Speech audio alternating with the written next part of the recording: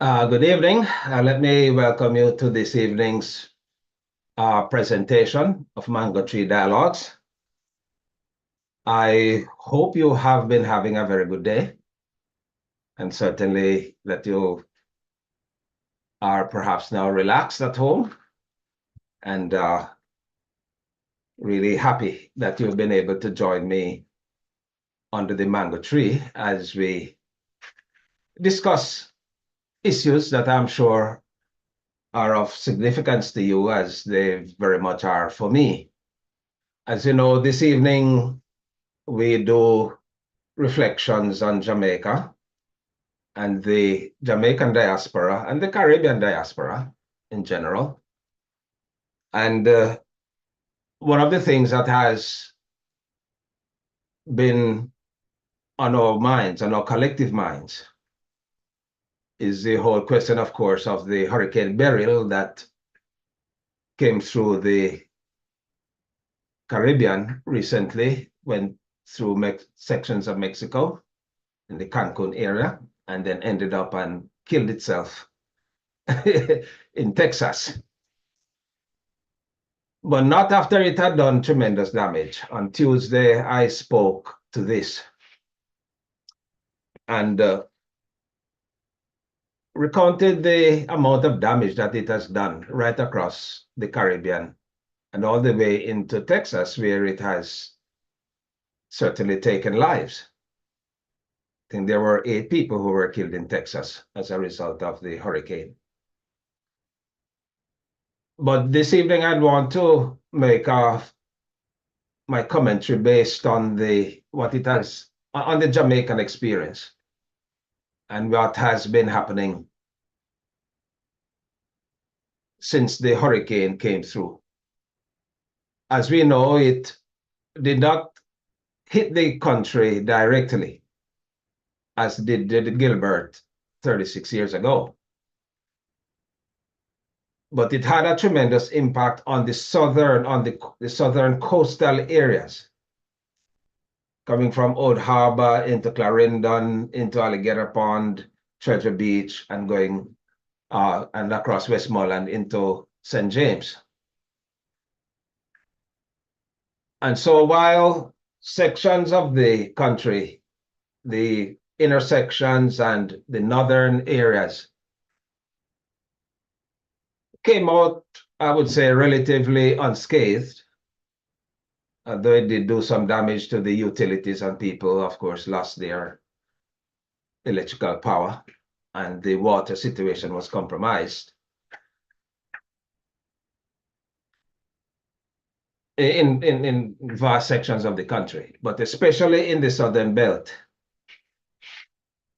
in areas like Manchester, southern Manchester, Mandeville, southern Manchester, going down to Alligator Pond, and then into Treasure Beach. That whole coastline, dwellings along the coastline were adversely affected. And still are affected, because it's going to be some time before the country and those areas especially recover. One of the problems, of course, one of the most important problems that those areas face now in the recovery process is the whole question of electrical generation and power, utility. Water, to some extent, because the water plants are powered, of course, by electricity, and where you have had a loss of the generating capacity, certainly the pumps are not able to work, and that is why you have a lot of areas still not being able to get piped water. So it is a very real problem for a great many people. It is not easy. Yes, we have been through the experience of hurricanes before, and we know that we have to depend on all kinds of auxiliary lighting. But the refrigeration does not work unless one has a generator, which most people don't have. For one, those things are very expensive. somebody was telling me that one could become very rich in Jamaica, especially in the southern areas right now, if you had generators, because people would just be buying them, but they're not very cheap. And so then what one is concerned about is the extent to which the utility company, Jamaica Public Service Company, the dominant company, 21% owned by government and the rest owned by the Marubeni Corporation from Japan. To what extent are they now able to restore electrical capacity in these areas? I have heard the Minister of Transport and Energy, the Honorable Darrell Vaz, speaking about the investigations that he has done, that he has been to several areas, especially in the southern areas of St. Elizabeth, and that he was moved emotionally by the devastation that he saw and the extent of the suffering of people as a result of this. And he has vowed to be on top of the utility company to insist, and he's not just Minister of Energy, he's also for telecommunications. So telecommunication providers like Flow and Digicel and so on. He has been talking to the whole question of they being very engaged in seeing to it that there is a quick recovery process and that people can have these facilities within as short a time as possible. I admire the tenacity of the minister, and I know that he is a no-nonsense person when it comes to when it comes to his portfolio and getting things done. But it has been suggested that the utility company, JPS, might not have the carrying capacity to be able to do the amount of work that is necessary to get back those areas to functionality in any short time. They have suggested that in 1 month, which is taking it to the end of July, end of this month, that they should be able to restore all of this capacity for people to be able to have these facilities. But there are others who are thinking that, and who know about these things, that it might not be sufficient and that somehow we may have to get external help. I think the minister is mindful too that we will need to have some kind of external help. And he said that from the very get-go, that he's not averse to getting help. And there are companies, especially in the United States, that are suggesting that they are ready at any time to come in and to give assistance. That would not be anything new, because when we had Hurricane Gilbert,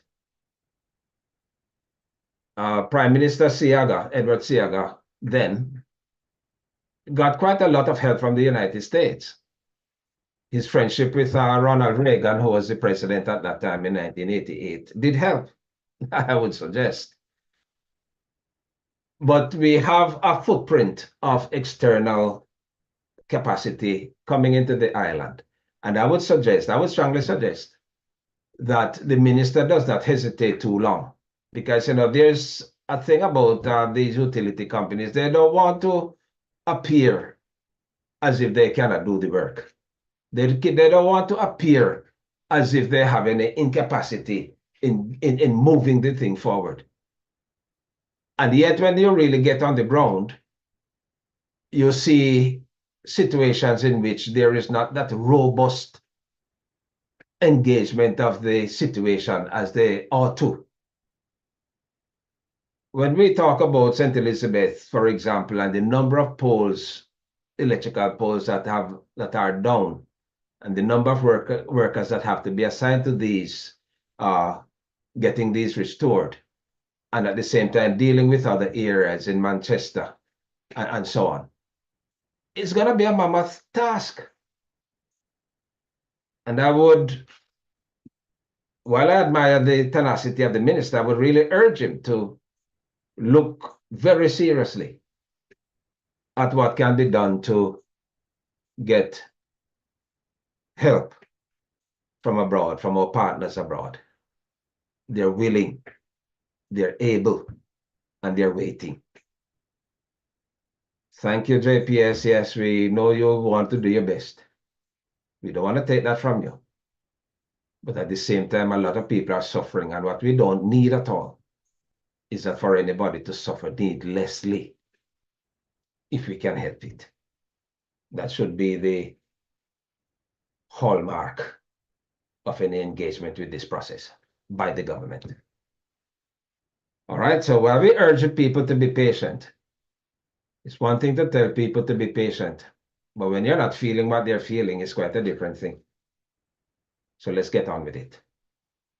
Another thing that has come up in the discussion since the hurricane is and the devastation and the destruction of the utility capacities in the country is some people have returned to the whole notion of putting the electrical wires and cables or whatever is used, instead of having them hanging on poles that can be torn down in a hurricane in no time, to have them put underground so that they can be safe, and people will not lose power when hurricanes strike. It is very interesting because all from 1988, 36 years ago, after Gilbert struck, again, Prime Minister Edward Seager had the vision that that is something that the country would want to engage. Can you imagine? If they had started to look at this and started in a very small way with whatever little monetary capacity we have or had then, and started to work on the project, perhaps we would have been coming to a phase of completion, if not having completed a good while back. I would not have suffered as we are suffering now under the devastation of Beryl. But that was just talked about. Nothing was done. Now I hear the Prime Minister Honis saying the same thing. And I see a Gleaner editorial on it too. All right things are being said, but the question is one seized with the urgency of wanting to do it? Or do we just say these things in the immediate aftermath of a hurricane because it sounds good to people's ears? And then after a month and we have restored light and everybody's back to normalcy, that the whole thing dies out and nobody talks about it anymore. It doesn't make sense. It is a good idea. It is a very expensive idea. It's not easy to, put these facilities underground, especially in a very rocky terrain, as we know Jamaica is. But we can do it in a targeted way. And we could probably start in the areas where the hurricane struck this time, on the coastal areas. Start with those communities and start the underground work in those communities and see how far one can get. Perhaps the next hurricane down the road, say 3 years from now, may not have the devastating impact on those communities as Beryl has had this time around. But what we need is a fixity of purpose that says, let's get it done. We are now able to generate our own revenues to do a number of things.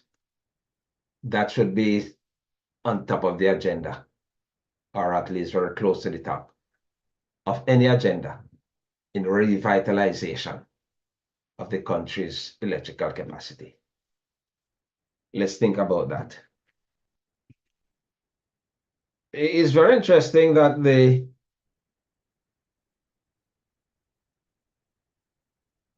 a lot of the work that is being undertaken is being paid for out of the people's revenue.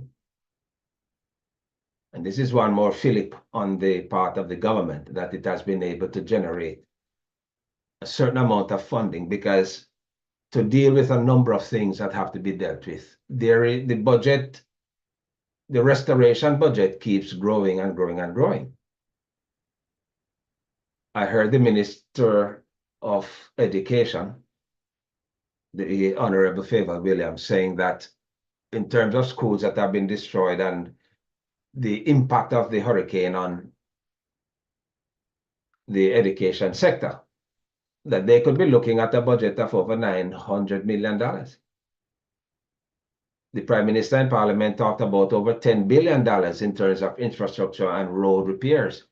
It is a very good, well, I'm not going to say it's a very good thing we had a hurricane, but it is fortuitous, let me put it that way, that we had the hurricane now, because the road improvement program, the Spark program, is going to be kicking off in October. And a lot of these roads that would have been repaired and that have been damaged again further will be all part of that improvement and reassessment of the work that is to be done on the roads and on infrastructure, in cleaning out gullies, in putting in the proper drainage systems, so that when water runs, it can go off and not flood people's homes, that we do it right. And not to mention the agricultural sector. Last Tuesday, I spoke about this briefly. It has been suggested that for the farmers in St. Elizabeth and Manchester, the breadbasket areas of the country, that we may need over $1.5 billion. They're going to need assistance. Their crops have been destroyed. They never expected a hurricane this early in the season.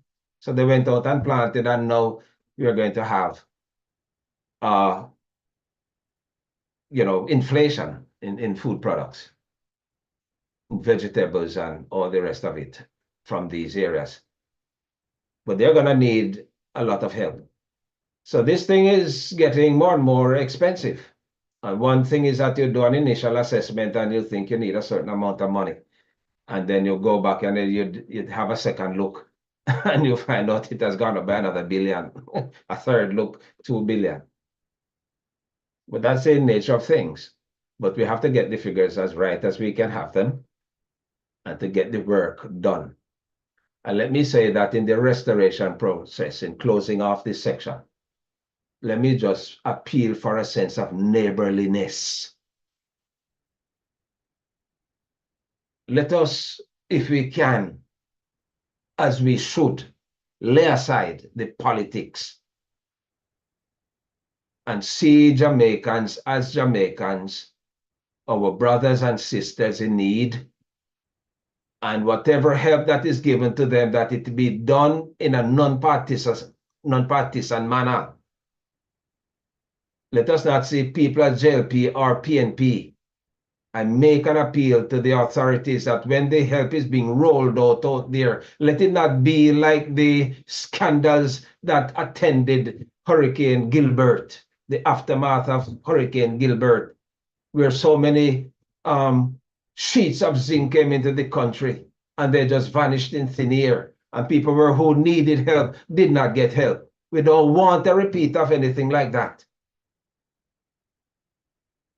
Let us have a sense of neighborliness, which means a concern for the welfare of others.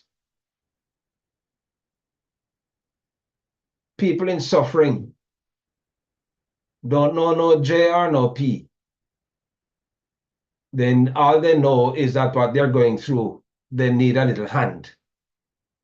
And I appeal to the authorities, I appeal to those who are out there assisting people with taxpayers' money. Even if it's your own money, don't be partisan with it.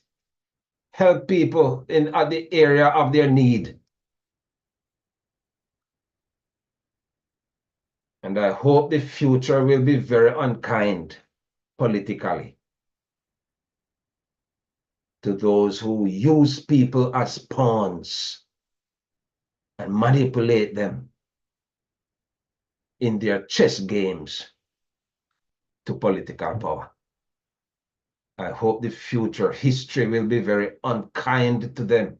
History will be unkind to them, but I hope the future in terms of voting in the next general elections will be very unkind to those who treat people as pawns in a political game.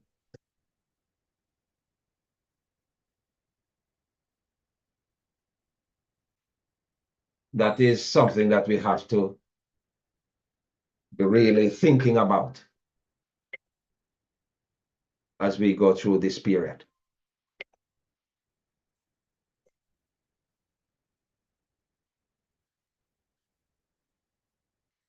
The next question, the next matter on my mind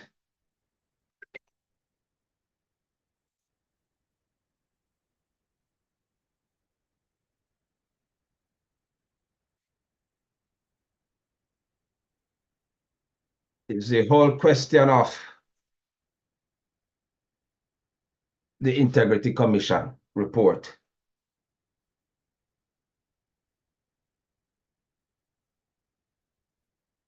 The Integrity Commission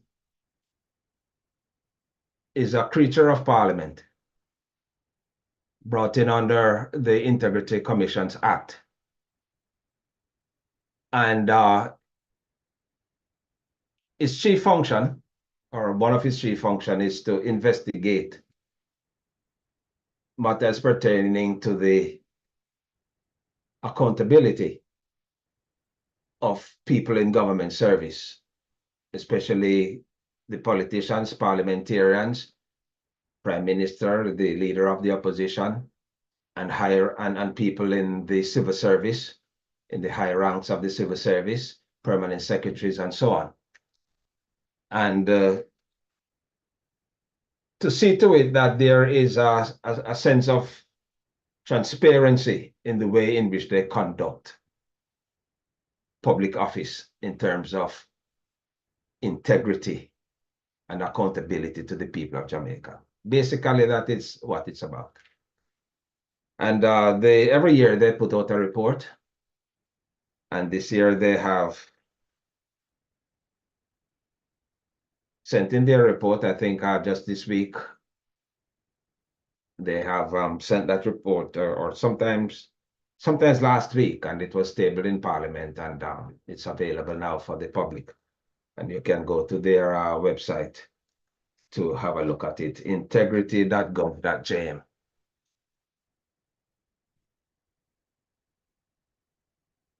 It is very important that we as citizens take a very serious note of the work of this commission.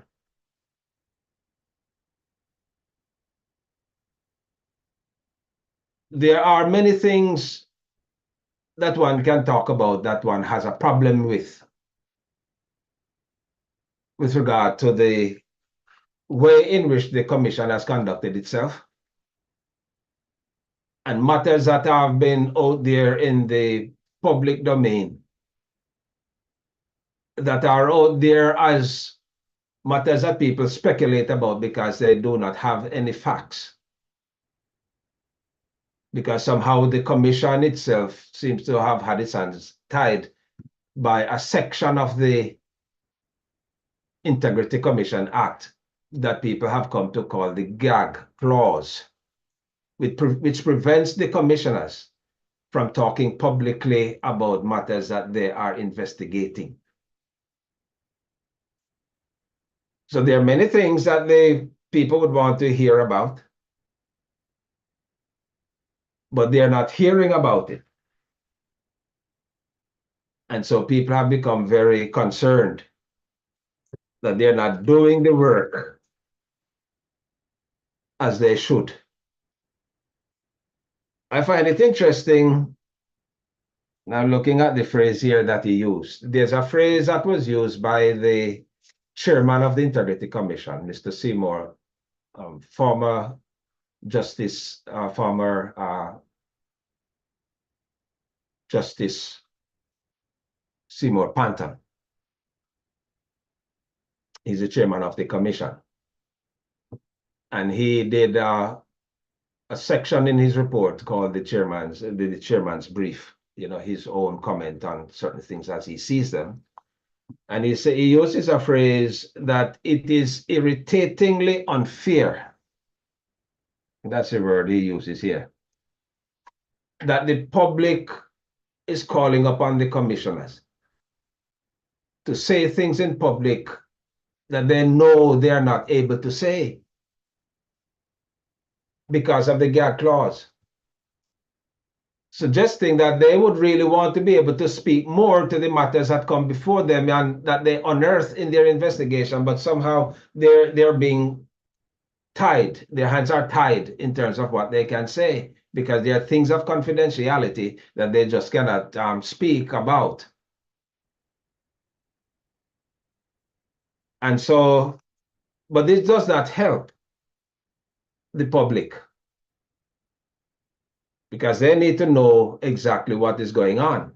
And in the absence of precise information about any matter, you can expect all kinds of speculation. And people have been speculating. Take, for example, the Prime Minister's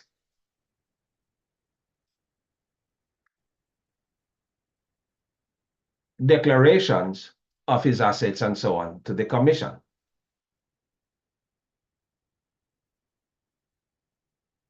In 2021, there were certain questions that were raised, and they have to send these declarations, both the Prime Minister and the Leader of the Opposition.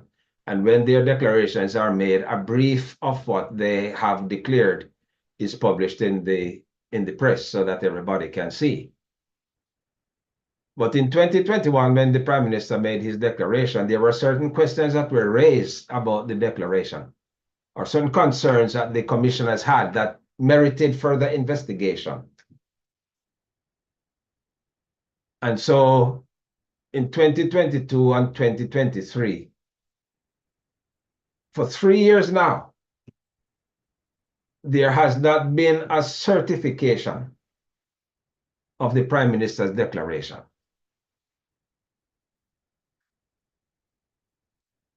You see, once the commissioners, by their investigations, going out there, ferreting out information, searching here, searching there, finding facts about what the Prime Minister has presented or what the person has presented to verify, to make sure that everything is true, because you want to know that when you start announcing things publicly, that you're not just shooting from the hip, but that you know precisely what you're saying.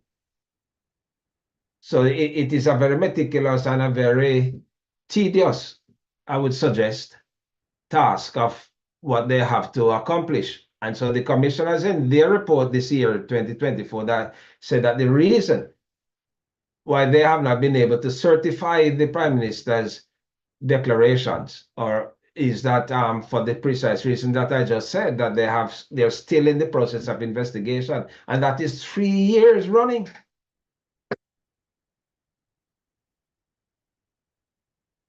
So let me ask you then, friends, 3 years, is it that they do not have sufficient staff at the commission to carry out these tasks?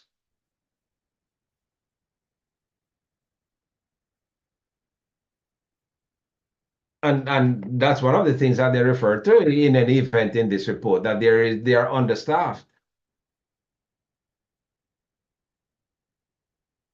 Because their work has, as I said, has got to be very detailed. And so because of their inability, for whatever reason, to certify that what the Prime Minister said is so, there is in the public domain this thinking that the Prime Minister is hiding something, even though he has made his declarations. The problem is not with him. The problem is with the commission to investigate and come up with whatever they find, to say to the country, we cannot certify on the basis of ABC. But the Prime Minister is being pilloried all over the place because, as if to suggest that he has something to hide or he's not up and up. And even at one point, the leader of the opposition, Mr. Mark Golding, declared that he's not fit to be Prime Minister. But fear has to be fear. If the man has made his declaration, then the commissioners must act on it. But if the commissioners cannot get to do their work because of funding problems for whatever reason, or if they are just being purely nonchalant or not lackadaisical about doing the work that they need to be doing, then that's a different matter. And these things ought to be investigated. But are we going to wait another 3 years to get the certification? Because however you look at it, you're going to have political bleed, because there are just some people who are going to think that there is something amiss in the Prime Minister's approach to this matter. Just as he's being pilloried now, there are some people you'll never be able to convince that it is not really with him, but with the commission. He has sent in everything that they have asked for, to the best of his knowledge and ability, and they have not been able to certify. So we would like to urge the commission to be a bit more robust about what it is doing. And secondly, we would want to urge the politicians to look again at the gag clause that is preventing the commissioners from talking about investigations that they are in the process of investigating. Because they cannot say anything until they have prepared, according to the law, they have investigated, prepared a report, tabled it in Parliament, and then that's when people can know about it. They cannot at all speak to anything that has come to them. And they too are chafing under the gag law order, because they come under a lot of criticisms as if they have something to hide, because the gag law clause prevents them from speaking at all about these matters. It is not fair to them either. But do the politicians want to remove the gag clause? That they cannot speak about these things until they have done their work and pass it through the Parliament? That the politicians can have a look at what it is? Right now, there are 8 people that they call there were 6 that they call the illicit 6. And now the commissioners tell us that there are 2 more that are added to that. So there are 8 of them in this report. Nobody knows who these people are. They can't call their names. And they really shouldn't until they have done the investigation. But if they have come up and put in a report, an official report to Parliament, that there are 8 parliamentarians inside there who have benefited from what they call illicit enrichment as a public servant. And we, the people of the country, can't know about it, can't know who these people are. What more could they be doing in further enriching themselves at the public's expense? This is not transparency. This is not integrity. And politicians tend to defend each other. And perhaps this is one of the reasons they don't want to have the gag clause removed, because it gives them a kind of protective cover. But we, the people, must demand that those who we elect to serve us, those who we give a job to, we must ask for accountability.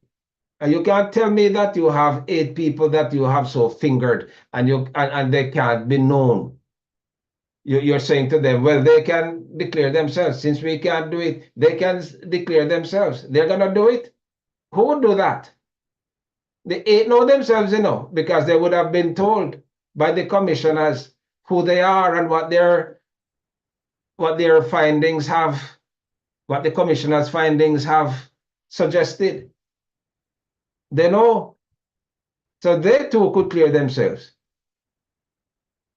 If I were one of them and I have nothing to hide, I had nothing to hide, I would put up my hand and say, I'm one. So worry about the other 7. I'm one. And my hands are clean for these reasons.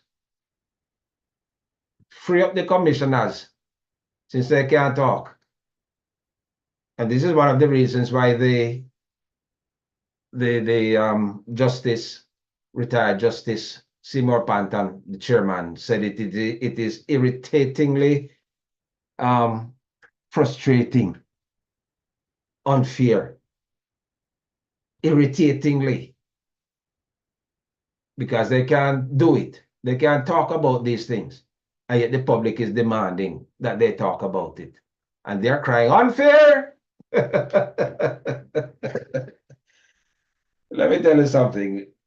There's a great deal about this Integrity Commission and the present set of commissioners. Very, I would say, outstanding Jamaicans who are on that commission. You have Greg Christie is there. Pamela Monroe Ellis, the Auditor General. And Justice Panton. And a few, 2 or 3 others now that I can't recall. These are all outstanding Jamaicans, especially the Auditor General. She puts people on their queues when she goes out into the different departments of government and have to deal with ministries and sending reports on what is happening. She's well placed there. But there is something that the public, you talk about irritation, finds irritating in the way in which the commissioners have conducted themselves since the act was passed and the commission was brought into being. There was a time, for example, when there was a report about the Prime Minister's involvement in some activity way back in the day before he became Prime Minister. And that was dismissed. They proffered that he would be charged. And yet the director that is on the commission that is in charge of charging people for crimes or whatever comes before them that needs to be charged. Said there was nothing there to be charged. And yet the CEO, the director of the commission, Mr. Christie, he went out there and was talking and endorsed by email precisely that he should be charged, that he was about to be charged, when he should have known from previous conversations that he was not going to be charged, and so he should not have commented on that in that public format. So there have been questions about the way in which the commission on a whole has been conducting itself. There are some people who suggest that the entire commission should be retired and a new set of people brought into being because they have conducted themselves in such a way that they do not merit continuing as commissioners. I don't share that view, at least just yet. But it is something that many people are so exercised about, and something needs to be done. First, about that gag clause in freeing them up, because they hide behind that too in certain incompetencies that we see coming from the commission. So it's a comprehensive look that needs to be done. And we hope that before long, we can have this. I know that there has been some discussion in the parliament about removing the gag laws, but as I said earlier, the politicians don't seem to be too much in favor of it, as a matter of removing it. And that says a lot. That tells the story. But we, the citizens, must insist on full transparency, full accountability, nothing less. And talking about accountability, you know, it is very interesting. The PAAC, it might be an unrelated matter, but not too unrelated. The PAAC, Public Administration and Appropriations Committee of Parliament, one of the most important committees of Parliament, because it deals with the budgetary oversight of all government ministries, the spending of money throughout the government. So it's a very important oversight committee. Should have had its meeting sometimes last week. But it was not able to have the meeting. Well, at least they met. And they, yes, let me retract, because the chairman of the committee, Mr. Michael Phillips, parliamentarian Michael Phillips, they said they had a quorum of about 3 or 4, and they were able to meet to still have the meeting. But absent from the meeting were the 11 government members of that committee. And this is not something that happened just for that meeting, because in the past they have had problems with getting people sufficiently engaged to come to the meetings to discuss the people's business. And this has to give us concern. And that is why, you know, the big increase that was given to parliamentarians, without any kind of sense of what they were going to do to merit that increase, to just throw it on them and think that they were going to get more functional and do the people's business in a more robust way, was just like whistling through the cemetery. Because what has happened? Many of these government committees, parliamentary committees, don't even have meetings. Or even if they have meetings, they are not attended. They never have a full slate of the people who sit on these committees attending to these meetings. It is the same problem too with the committee that has oversight over the Integrity Commission.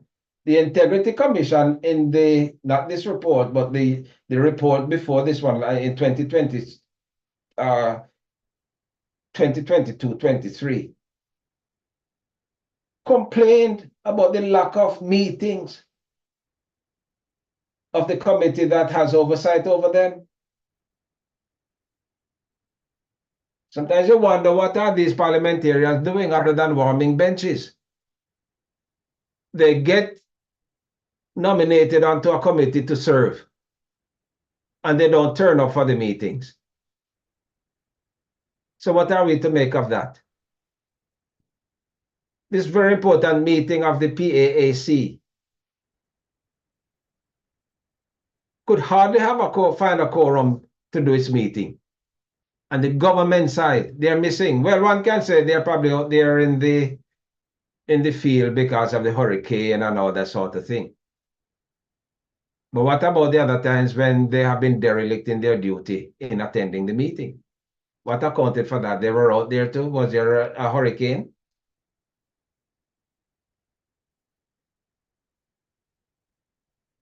The overriding concern here, friends,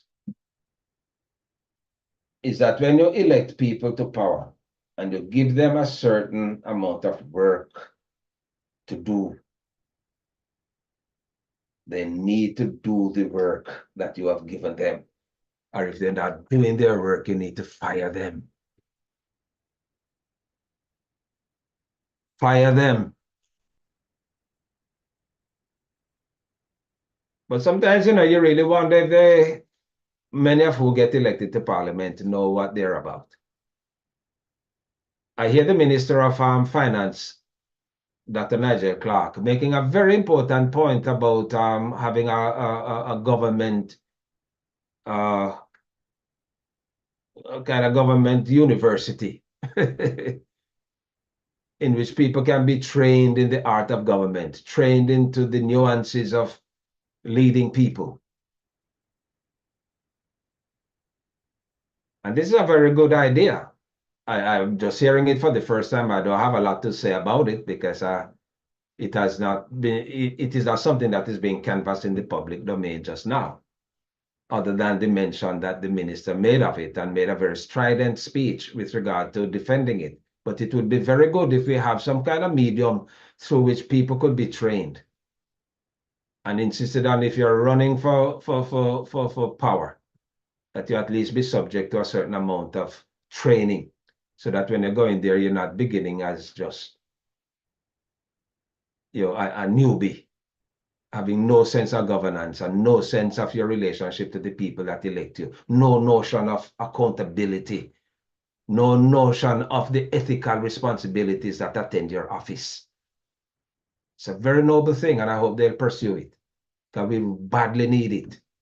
It doesn't make sense to keep electing people to parliament just to go there. And even in the basic function of attending committee meetings where you discuss matters vital to the security and the viability of the nation, you're missing in action. That's nonsense. That's nonsense. And that must stop. So we urge that for the Integrity Commission, and I urge you to read the report still. It has a lot inside there that tells you about what is going on. But there's a lot that is missing, and there's a lot that needs to be done to give it the kind of credibility that the name suggests. All right, that is gonna do it for me this evening. It is only left for me again to thank you for joining me under the mango tree. Been really having fun with my mangoes. You see, friends, the mango tree behind you. If you listen to my introduction to the Mango Tree Dialogues, which is still up, talks about how this mango tree came into being and the resilience. It never ceased to amaze me how resilient a mango tree is. I challenge anybody to walk through any area that this storm hit, that Beryl hit, and tell me if you see a mango tree that was blown over. Yes, the branches were torn up, leaves were torn off, mangoes that were bearing. I had some over in St. Elizabeth that were completely torn off the tree. But show me a mango tree that is lying on its back. In my long year on this planet, I've never seen that. And you know another thing that I've not seen? There are times when you walk around and you will see a tree that has died.